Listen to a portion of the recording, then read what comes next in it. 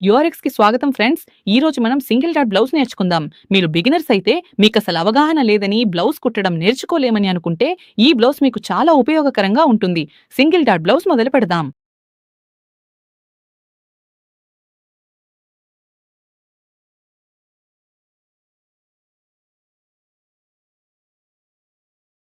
Single dot బ్లౌజ్‌లో దీని look ఎలా ఉంటుందో నేను ముందుగా ఇక్కడ డ్రా చేసి చూపిస్తాను.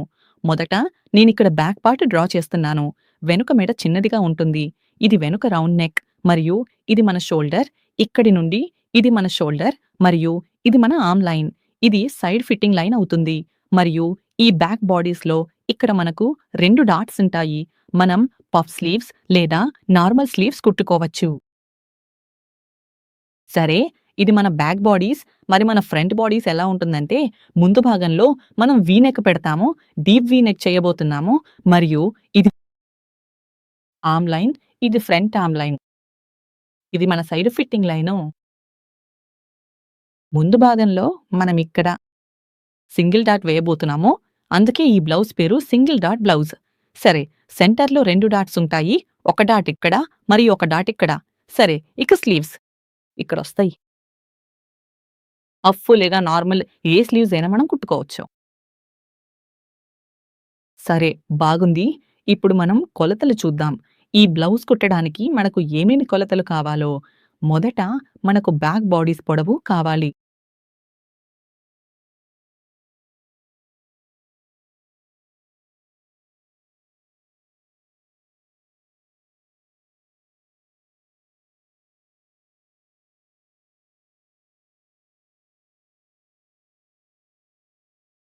మనకు బ్యాక్ బాడీస్ పొడవు కావాలి. మీకేమేం కొలతలు కావాలో రాసుకోండి. Back bodice length,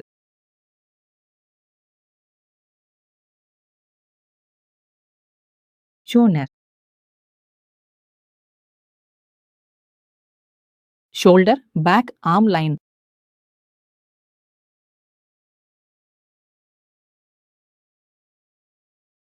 back త్రాస్,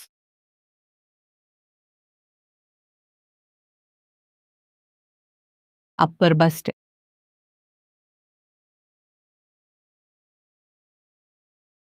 bust,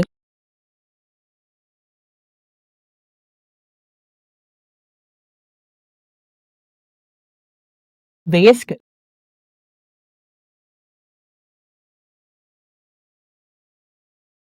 arm whole.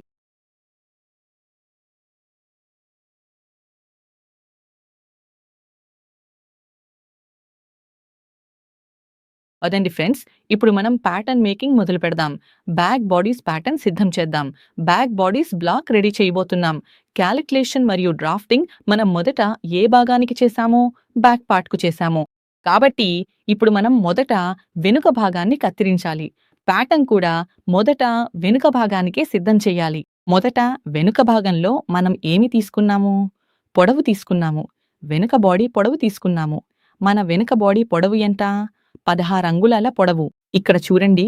ఇక్కడి నుండి నేను 16 అంగుళాల వద్ద గుర్తుపెడుతున్నాను.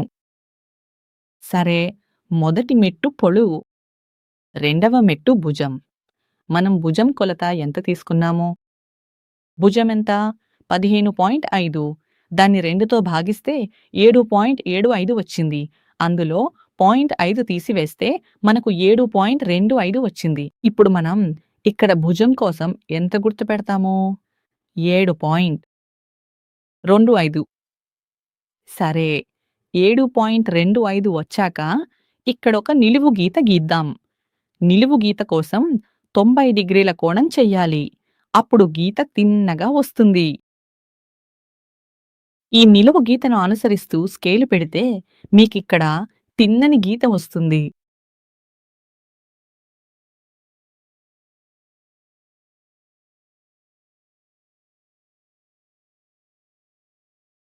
సరే, ఈ అదనపు గీతను తుడిచేద్దాం. ఇది అవసరం లేదు. మనకు 7.25 కావాలి. సరే, ఆ తరువాత మనం ఏమి తీసుకున్నాము?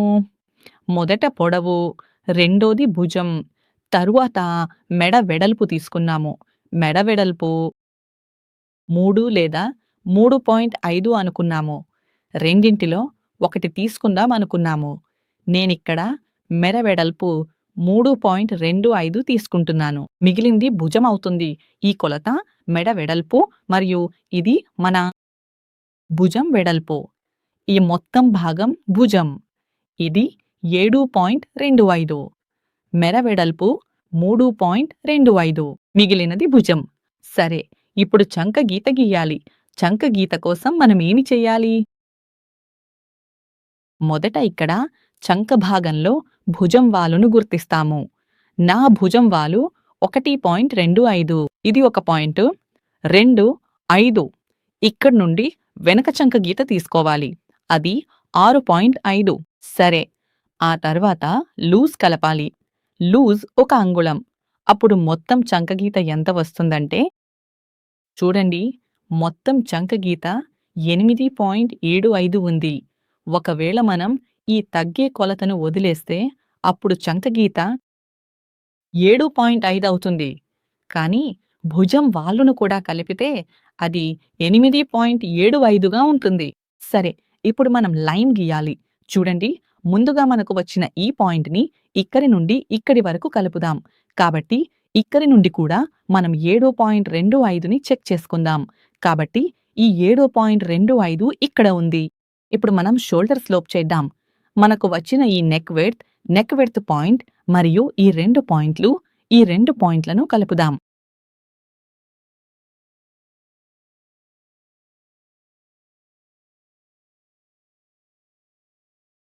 సరే, కాబట్టి ఇక్కడ నుండి మన షోల్డర్ అనేది డౌన్ అయింది. సరే, షోల్డర్ స్లోప్ వచ్చేసింది. తర్వాత ఇప్పుడు ఇక్కడి నుండి ఇక్కడి వరకు ఉన్న మన 6.5 ఈ లైన్ పైన మనం బ్యాక్ అక్రాస్ అప్లై చేయాలి. నా బ్యాక్ అక్రాస్ ఎంత? 14.5. 14.5ని మనం 2గా భాగిస్తే మనకు వచ్చిన విలువ 7.25. కాబట్టి 7.25 చూడండి, ఇదే లైన్ పైన 7.25 మార్కింగ్ చేయాలి. సరేనా? 7.25 మార్కింగ్ చేసిన తర్వాత ఇప్పుడు మనం ఈ పాయింట్‌ని ఇక్కడి మంది దీన్నిక్కడ ఉంచి ఇలా ఒక స్ట్రెయిట్ లైన్ గీద్దాం. ఎక్కడి వరకు? మనకొచ్చిన ఈ ఆర్మ్ లైన్ వరకు మనం ఒక స్ట్రెయిట్ లైన్ గీసాము. సరేనా? కాబట్టి ఇది మనకు ఎంత ఉంది? 1.25 ఉంది. మరియు మన ఆర్మ్ లైన్ ఎంతుందిది? 6.5 ఉంది. సరేనా? మరియు ఇదెంత? 1 ఇంచు ఉంది. సరేనా? తర్వాత ఇప్పుడు మనం ఏం చేద్దాం? ఈ 1 ఇంచు వచ్చిన చోట నుండి మనం అప్పర్ బస్ట్ లైన్‌ని గీద్దాం.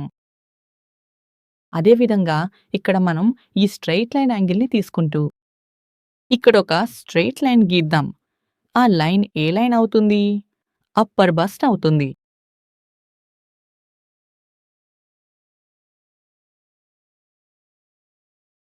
కాబట్టి ఇది ఏ లైన్ వచ్చింది? ఇది మన అప్పర్ బస్ట్. మరి అప్పర్ బస్ట్ మనకి ఎంత కావాలి? నా అప్పర్ బస్ట్ 39.5ని మనం 4గా ఆగించాము. మనకు వచ్చిన విలువ 9.75. సరేనా? కాబట్టి ఫ్రెండ్స్, మనం ఇక్కడ చూడండి, ఈ ఫ్యాబ్రిక్ పైన లైక్రా ఫ్యూజింగ్‌ని ఐరన్ చేస్తున్నాము.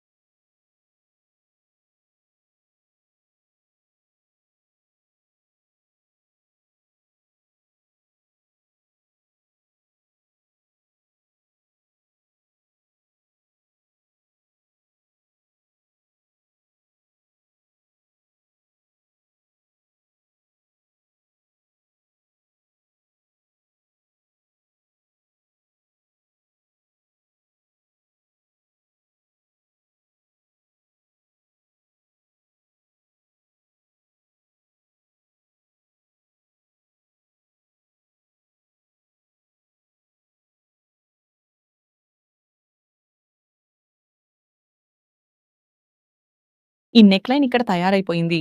కాబట్టి మీకు ఇక్కడి వరకు బాగా అర్థమై ఉంటుంది. ఒకవేళ ఏవైనా సందేహాలుంటే నాకు చెప్పండి, మెసేజ్ చేయండి. ఫ్రెండ్స్, ఇప్పుడు మనం మన తర్వాతి స్టెప్‌ని ప్రారంభించాలి. తర్వాతి స్టెప్ మనం ఏం చేయాలి? చూడండి, ఈ ఎక్స్‌ట్రా ఫ్యాబ్రిక్ కట్ చేయాలి. కానీ ఎక్స్‌ట్రా ఫ్యాబ్రిక్ కట్ చేసే ముందు నేను మీకు చెప్పబోతున్నాను. ఈ బ్లౌజ్‌లో మనం ప్యాడ్స్ పెట్టబోతున్నాం కదా! ప్యాడ్స్ పెడతాం. ఈ బ్లౌజ్ బిగినర్స్‌కి బావుంటుందని నేననుకున్నాను. ఇది సింగిల్ డాట్ బ్లౌజ్ కాబట్టి ఎవరైనా సులభంగా కుట్టవచ్చు.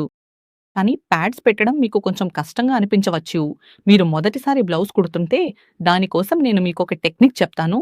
ఎందుకంటే ఈ బ్లౌజ్‌లో నేను ప్యాడ్స్ పెడుతున్నాను కాబట్టి ఆ స్టిచ్చింగ్ స్టెప్స్ ఫాలో అవుతాను. సరేనా? ఒకవేళ మీరు ప్యాడ్స్ పెట్టడం లేదనుకోండి, అప్పుడు మీరు ఏ స్టెప్ ఫాలో అవ్వాలి? అది నేనిప్పుడు మీకు ఈ పేపర్ మీద చూపిస్తాను. బ్లౌజ్‌లో ఈ స్టెప్ ఇక్కడి వరకు పూర్తయ్యాక మీరు ఏం చేయాలో చూడండి. ఇది మన మెయిన్ ఫ్యాబ్రిక్. ఇప్పుడు మనం ఇక్కడ ఒక టాప్ స్టిచ్ వెయ్యాలి. సరే, మామూలుగా కుట్టిన తర్వాత ఇప్పుడు ఇక్కడ ఒక టాప్ స్టిచ్ వేద్దాం. టాప్ స్టిచ్ అనేది మీరు లైనింగ్ మీద మాత్రమే వేయాలి.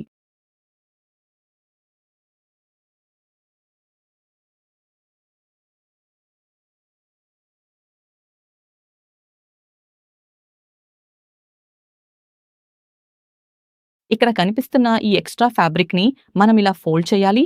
అలాగే ఇటువైపున్న ఎక్స్‌ట్రా ఫ్యాబ్రిక్‌ని కూడా మనం ఫోల్డ్ చేశాం. చూడండి, ఇక్కడి వరకు ఫోల్డ్ చేశాం. మీకు కనిపిస్తున్న ఈ ఏరియా వరకు మనం దీన్ని ఫోల్డ్ చేశాం.